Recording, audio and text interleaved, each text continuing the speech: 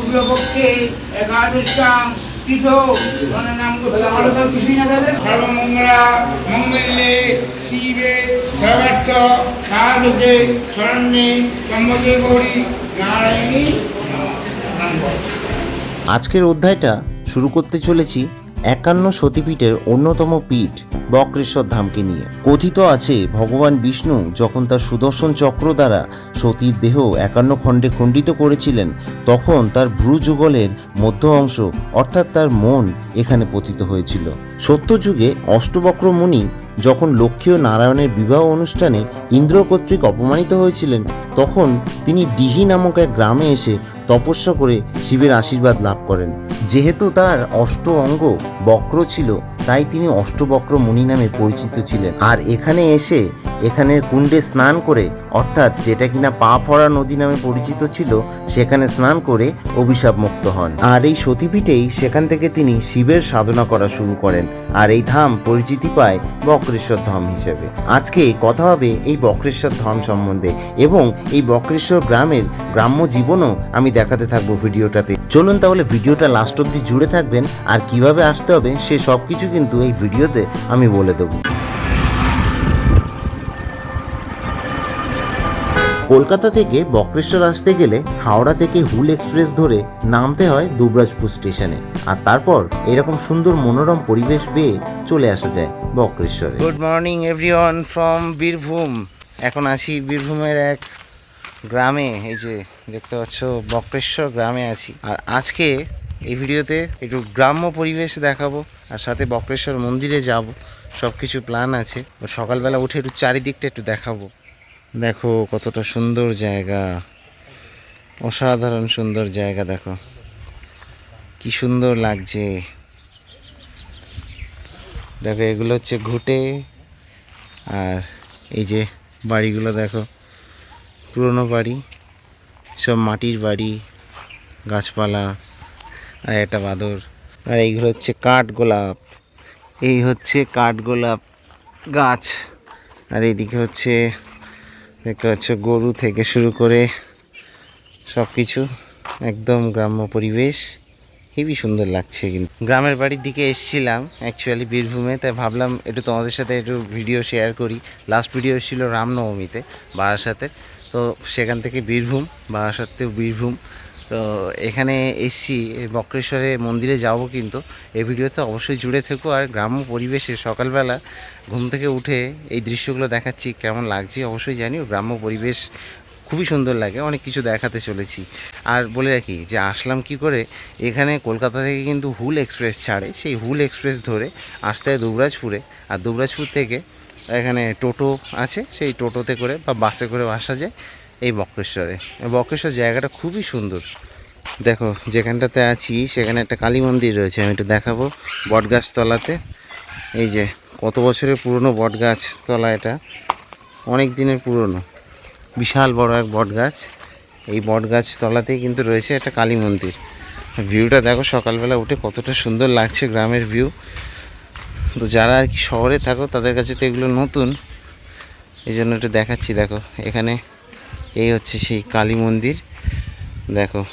ও মাই god, সকালবেলা এটা দেখতে যতটা সুন্দর লাগছে, রাতের বেলা এটা ততটাই আর কি মায়াবী লাগবে। তো এই কালী মন্দির, এখানে কিন্তু পুজো হয় কার্তিক মাসে। এখানে প্রতিমা আনা হয় এবং এনে এক রাতেই আর কি পুজো হয়, পরের দিন বিসর্জন হয়।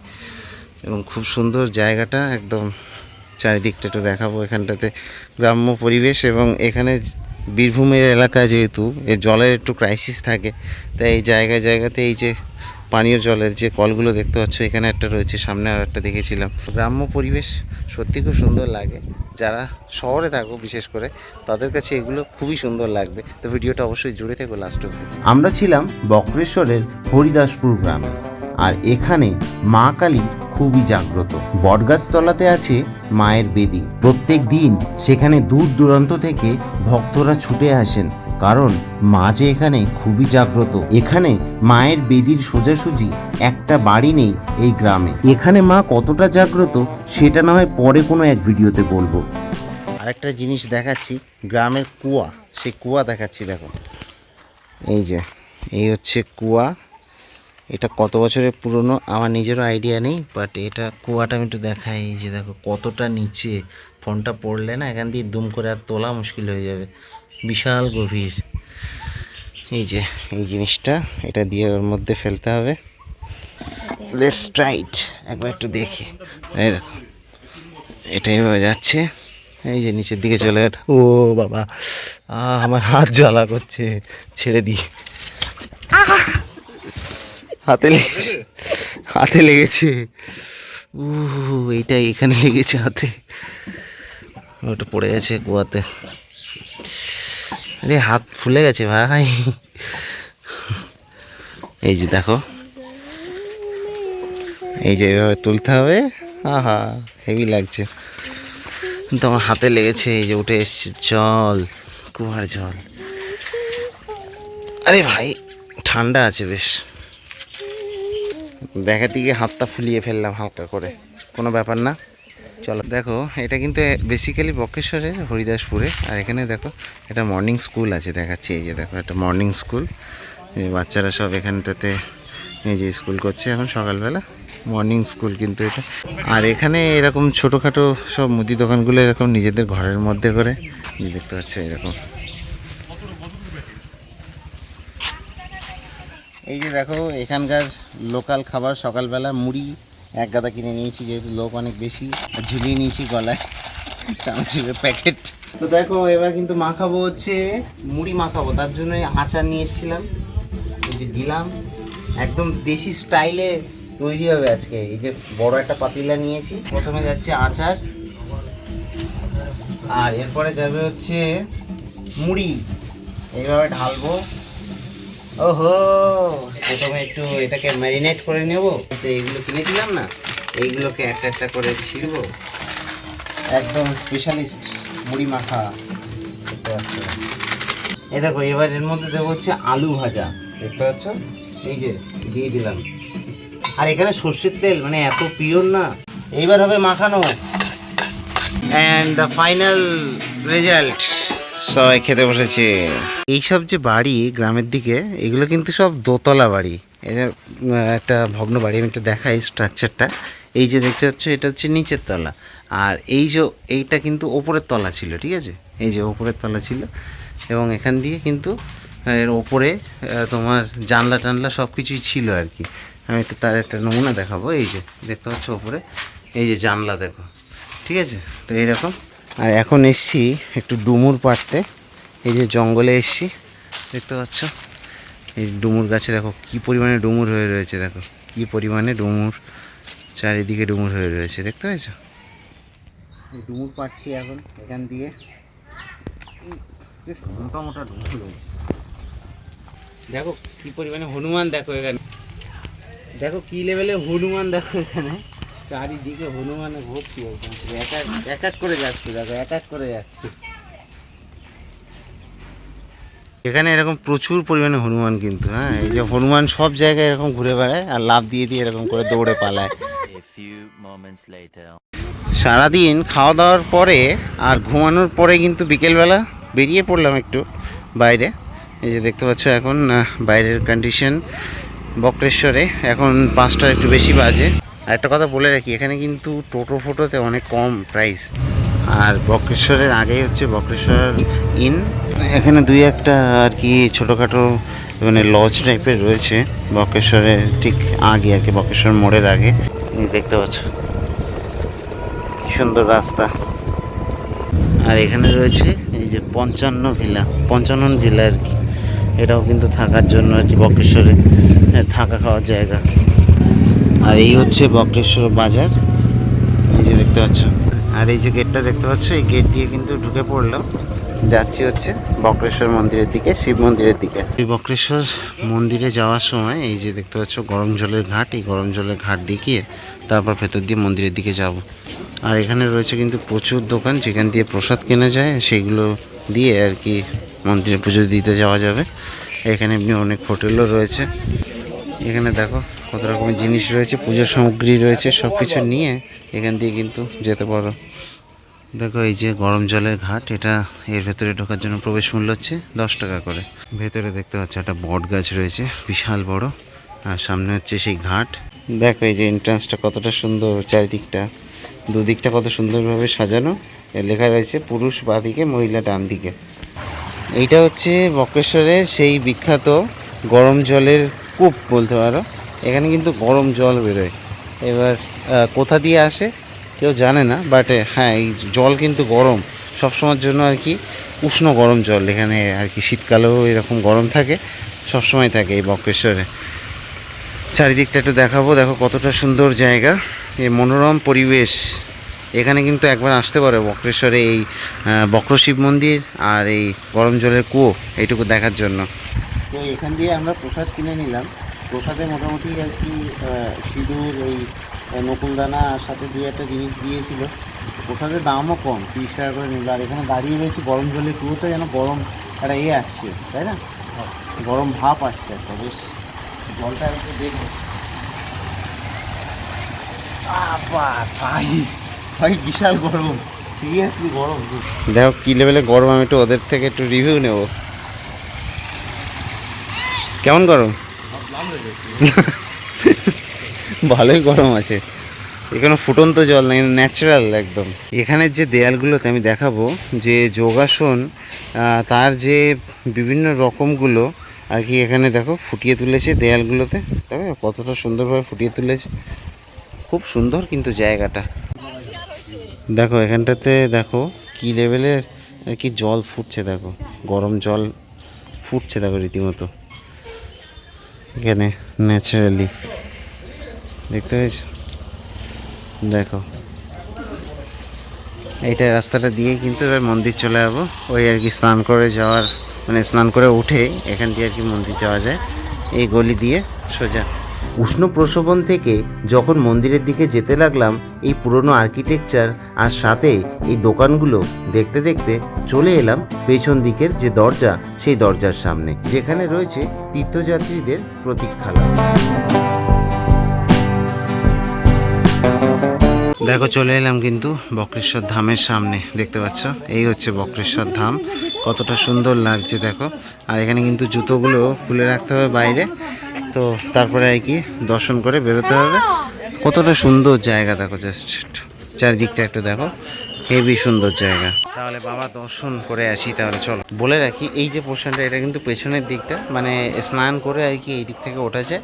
আর সামনের দিকটা আমি দেখিয়ে দেবো, আগে একটু দর্শন করে আসি তারপর দেখিয়ে দিচ্ছি।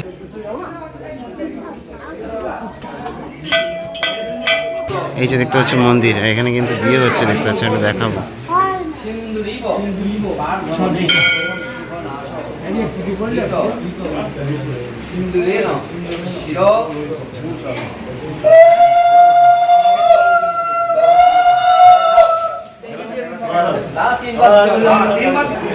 মন্দিরের বিয়ে দেখালাম, দেখলে তোমরা।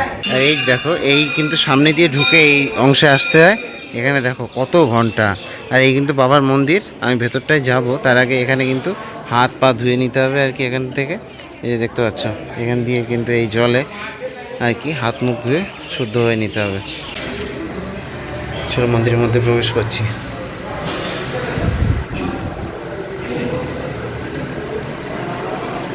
দেখতে পাচ্ছ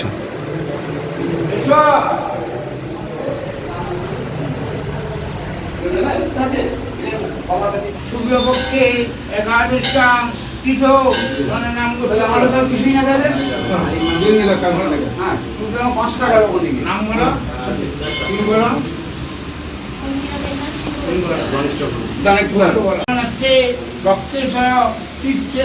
শিব নিচে আছে, আপনার মহাদেব নিচে আছে।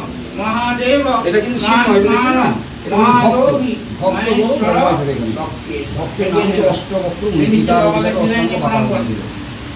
সেই মুনি তপস্যা করে মহাদেবের দর্শন পান, মহাদেব শ্রীকৃষ্ণে ভক্তকে বড় করছেন, ভগবান নিচে আছে। আসুন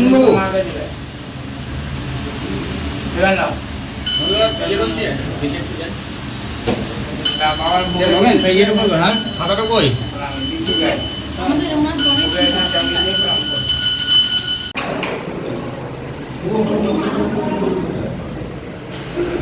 তো এবার বাবার মন্দির থেকে আর মায়ের মন্দিরে যাচ্ছি।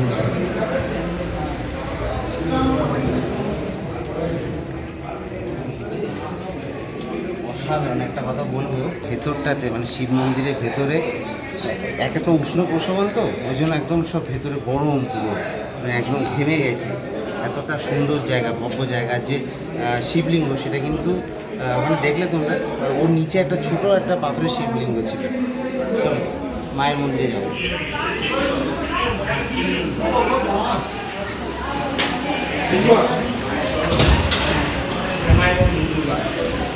মায়ের কাছে ঢুকাও, প্রণাম করো। নম নম সর্বমঙ্গলা মঙ্গলে শিবে সর্বার্থ সাধকে শরণ্যে ত্র্যম্বকে গৌরী নারায়ণী প্রণাম করো। হিন্দুদের ঠিকান দাও, ওটা মায়ের কাছে ঠিকান নিলাম, মাকে দেবে ঠিকান নিলাম। সিন্দুরম লোহম স্বর্ণম দুর্গায় নমঃ। লিখে নিলাম, প্রণাম করো। সর্বমঙ্গলা মঙ্গলে শিবে সর্বার্থ সাধকে শরণ্যে ত্র্যম্বকে গৌরী নারায়ণী নমঃ।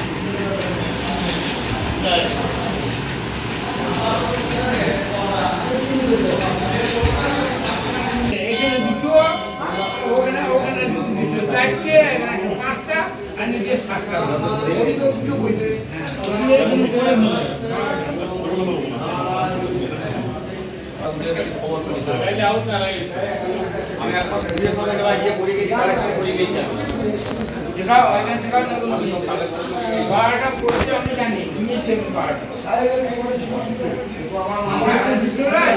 এখানে রয়েছে বটুকনাথ ভৈরব, আমি একটু দেখাবো। এই যে বটুকনাথ ভৈরব দেখতে পাচ্ছ।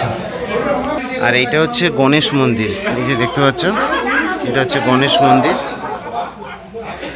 গণপতি বাপ্পা মোরিয়া।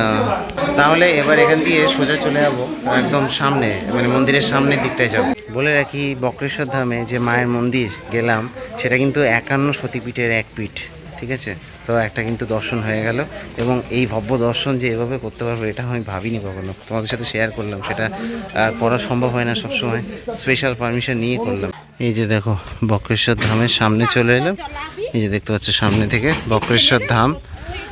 দেখো আমি কিন্তু এই সামনেটা ওখান দিয়ে দেখাচ্ছিলাম তোমাদেরকে, যে যেখানটাতে আর কি হাত পা ধুলাম আর কি, ওখানটায় দেখাচ্ছিলাম এই বক্রেশ্বর ধাম দেখতে পাচ্ছ। এটাই কিন্তু 51 সতীপীঠের এক পীঠ, এই বক্রেশ্বর ধাম দেখতে পাচ্ছ। এটা হচ্ছে এন্ট্রি পয়েন্ট আর কি। চলো তাহলে এই বক্রেশ্বর ধামের সামনে থেকে এবার আমি কিন্তু এগিয়ে যাব আর কি আমাদের গ্রামের দিকে। বক্রেশ্বর ধাম থেকে আমরা কিন্তু এখন আবার গ্রামের বাড়ির দিকে এগিয়ে চলেছি টোটো নিয়ে। এখানে সব আর কি টোটোতে 10 টাকা করে, উঠলেই 10 টাকা। তো চলো, এই হচ্ছে বক্রেশ্বর বাজার। এই বক্রেশ্বর বাজারকে এখন পেছনে রেখে এগিয়ে চলেছি বাড়ির দিকে। তো বক্রেশ্বর থেকে এই ভিডিওটা আমি আপাতত শেষ করছি, আশা করছি ভালো লাগবে। এছাড়া একটা কথা বলে রাখি, এই বক্রেশ্বর, এই বীরভূমের অনেক কাহিনী রয়েছে, সেই সব কাহিনী পরে না হয় কখনো ডিসকাস করা যাবে, পরে না হয় কোনো ভিডিওতে বলা যাবে, কারণ নইলে এই ভিডিও অনেক বড় হয়ে যাবে। এসব অনেক কাহিনী রয়েছে এখানকার, লোকাল কাহিনী, তার সাথে অনেক পজিটিভ এনার্জি সেইগুলোর। তো সেই সব কিছু এখন এই ভিডিওতে আমি বলছি না, পরবর্তীতে কখনো বলা যাবে অন্য কোনো ভিডিওতে। তো আমি দিব্যজ্যোতি ব্যাক বেঞ্চার সিট থেকে আবার তো সাইন অফ জানাচ্ছি। নেক্সট ভিডিও হতে চলেছে সম্ভবত, যতদূর আমার মনে হয়, যে সোনাঝুরি হাট নইলে কঙ্কালীতলা। সেই কঙ্কালীতলা যেটা কিনা এই 51 সতীপীঠ তার একটা অন্যতম পীঠ সেখানে। তো চলো দেখা হবে